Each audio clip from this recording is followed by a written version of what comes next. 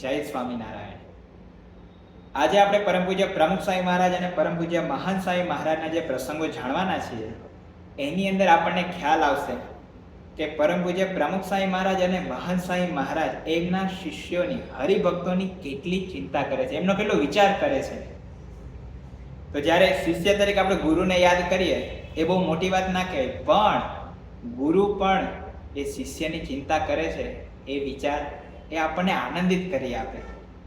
એ વિચાર આપણને અંદરથી એ આનંદથી ભરી દેતો હોય છે।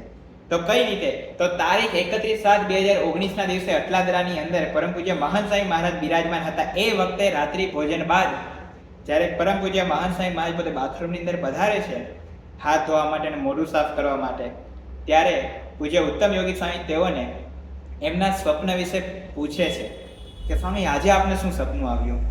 અને ત્યારે સ્વામી જવાબ આપે છે કે વિચાર કરતા હતા। શેનો વિચાર? તો કે હરિભક્તોનો મોક્ષ કઈ રીતે થાય, બધાને મળું છું એ પ્રકારનો વિચાર એ સતત એ પોતે કરતા રહે છે।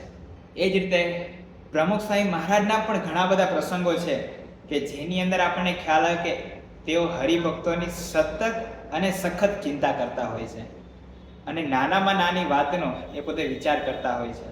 જ્યારે તેઓની જન્મ જયંતિની સભા હતી તો પહેલાં એવું હતું કે બધા જ હરિભક્તોએ પરમ પૂજ્ય પ્રમુખ સ્વામી મહારાજના ચરણ સ્પર્શ કરવા માટે એ સભા પછી પોતે આવતા હોય છે। એક નાનો બાળક પોતે પોતાની સાથે કંઈક ચિઠ્ઠી લાવેલો હતો અને એ ચિઠ્ઠી એણે શું કર્યું, પ્રમુખ સ્વામી મહારાજને ઉપર અંબાવી દીધી, કારણ કે સ્ટેજ હોય, સ્ટેજની ઉપર સ્વામીનું આસન હોય તો એ ખૂબ ઊંચું થઈ જાય। એટલે એ ચિઠ્ઠીની અંદર એ છોકરાએ લખેલું હતું કે સ્વામી તમે તમારું આસન એ જો થોડું નીચે રાખો તો મને તમારા ચરણ સ્પર્શનો લાભ મળે। હવે છોકરો નાનો હતો, એને તો ચિઠ્ઠીની અંદર લખી દીધું, આપણે એમની જગ્યાએ હોઈએ તો શું વિચાર આવે?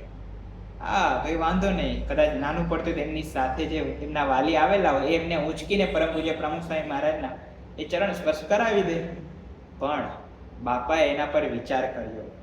જે સભા વ્યવસ્થાવાળા સંતો હતા એમને બોલાવીને પણ આ વાત કરી કે કાલથી ને મારું આસન થોડું નીચે રાખવું, જેથી કરીને નાના છોકરાઓ પણ એ ચરણ સ્પર્શ કરી શકે। કેટલો હરિભક્તોનો વિચાર, કેટલો એમના શિષ્યનો વિચાર, નાનામાં નાની બાબત પણ એ પોતે ધ્યાનમાં લે છે અને એના માટે બનતા પ્રયત્નો એ પોતે કરતા હોય છે। શેના માટે?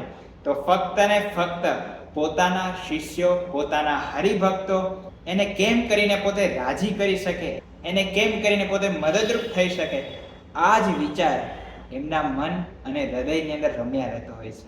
તો જે ગુરુ પડે પડ પોતાના હરિભક્તો, પોતાના શિષ્યોની ચિંતા કરતા હોય એવા ગુરુની પ્રાપ્તિ થઈ, જેને લઈને આપણે ધન્ય થયા છીએ, ધન્ય થયા છીએ, ધન્ય થયા છીએ।